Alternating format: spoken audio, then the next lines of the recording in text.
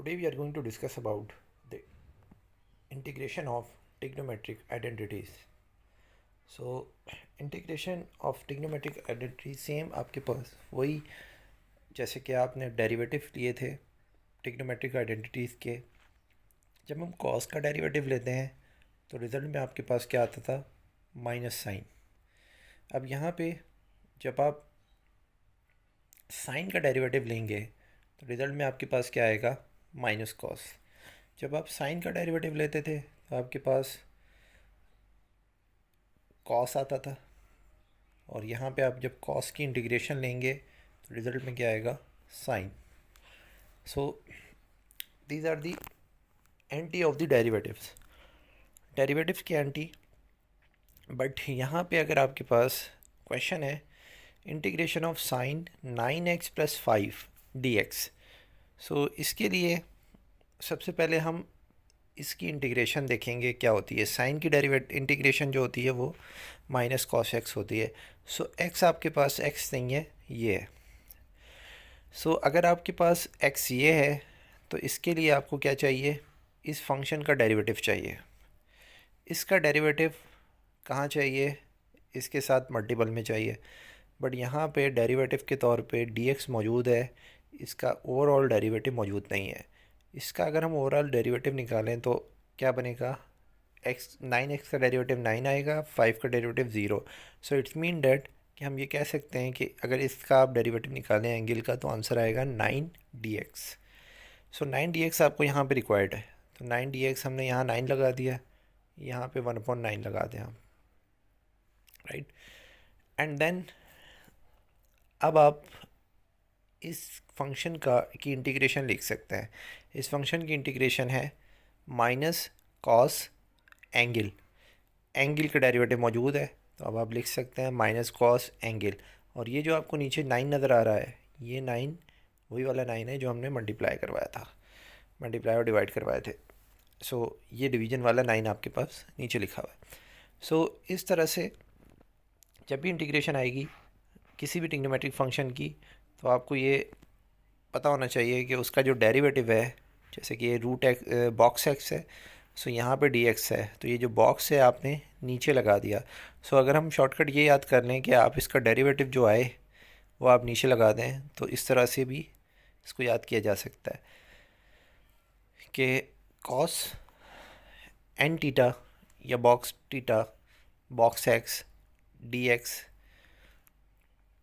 बराबर हो जाएगा किसके, यानी कि sine box x D x बराबर हो जाएगा आपके पास cos box x divide by box. Box के अंदर 1 2 3 4 5 6 and A B C D कोई भी कांस्टेंट आ सकता है। कोई भी कांस्टेंट अगर यहाँ पे मल्टीपल में है तो आप ये काम कर सकते हैं। Next question is cos 7x² + 2 multiply by x D x.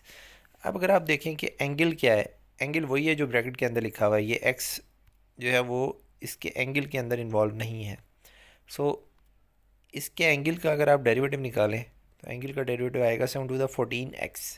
So 14x dx इसका डेरिवेटिव आएगा। तो 14x dx जो है वो कहाँ होना चाहिए, यहाँ पे आपके पास लिखा होना चाहिए, तो हमने 14x dx लिख दिया। इस x को यहाँ पे इन्वॉल्व करवा दिया, dx को इन्वॉल्व करवा दिया, 14 अपने पास से लिखा, तो इसका एंटी 1/14 भी लिखना पड़ेगा। सो फाइनली अब आप जो है वो इसकी डेरिवेटिव आप लिख सकते हैं। इस फंक्शन का डेरिवेटिव क्या आएगा, सॉरी इस फंक्शन की इंटीग्रेशन क्या आएगी, साइन 7x² + 2, क्योंकि इसका डेरिवेटिव मौजूद है। सो इसका ओवरऑल इंटीग्रेशन क्या आ जाएगी, ये आ जाएगी 1/14 रिजल्ट में। अब आपके पास कुछ हाफ एंगल आइडेंटिटीज़ पे क्वेश्चंस हैं। ये क्वेश्चन ऐसे नॉर्मली सॉल्व नहीं हो सकता, इसके लिए आपको आइडेंटिटीज़ चाहिए। तो एक आइडेंटिटी होती है हमारे पास cos 2θ = cos² θ - sin² θ। अगर इस आइडेंटिटी को हम थोड़ा सा सेट करें, सो यहाँ पे जहाँ पे जो है वो कॉस लिखा हुआ है, इस कॉस की जगह पे 1 - sin² में पुट कर दूँ, 1 - sin² θ। सो ये हो जाएगा 1 - sin² θ and then -sin² θ = -1 - 1 -2 sin² θ। सो ये हो जाएगा 1 - 2 sin² θ विच इज़ हेयर। तो ये 1 - 2 sin² θ है = cos 2θ। सिमिलरली अगर आप जो है वो इस तो यहाँ से अब हम क्या कर सकते हैं कि साइन 2 थीटा को सेपरेट कर लें, कॉस के पास जो है वो इस माइनस को ले जाएं, वन के पास ले जाएं कॉस 2 थीटा को, एंड देन जो है इसके अंदर हम सब्स्टिट्यूशन करवा दें, जहाँ पे एंगल आपके पास रखा हुआ है उस एंगल की जगह पे θ/2 पुट करवा दें। सो θ/2 जब आप यहाँ पे पुट करेंगे तो ये θ/2 हो जाएगा। यहाँ पे जब θ/2 पुट करेंगे so it's mean that 2 theta किसके बराबर हो जाएगा, 2 थीटा के बराबर हो जाएगा। सो यहाँ पे आपके पास 2 थीटा थीटा के बराबर हो जाएगा।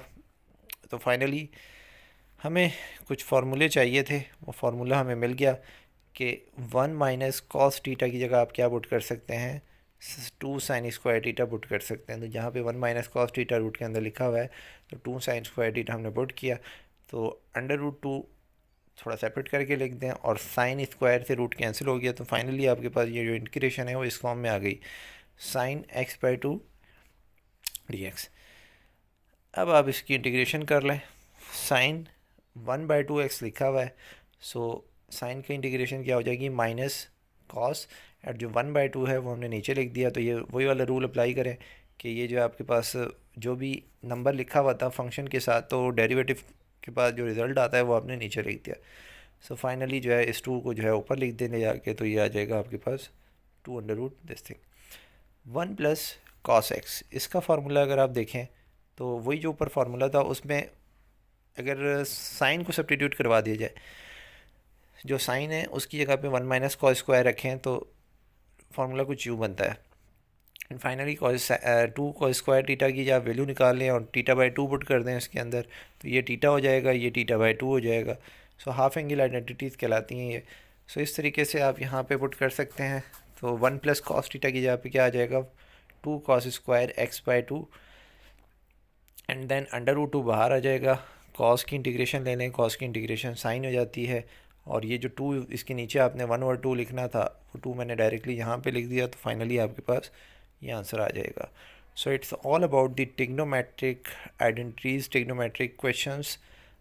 हमने यहाँ पे 2-3 क्वेश्चंस देखे। इस तरह आप कोई भी क्वेश्चन सॉल्व कर सकते हैं। For the practice you can take some questions. Integration निकालिएगा, साइन